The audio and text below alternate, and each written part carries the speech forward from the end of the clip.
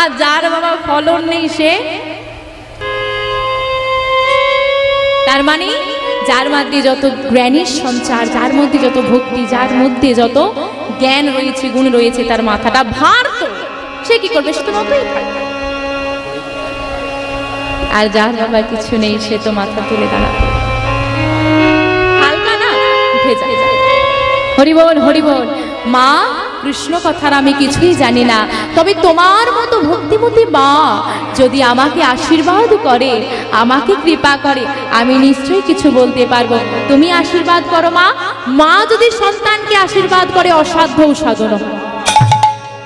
আজকে শ্রোতা কজন? 3 জন।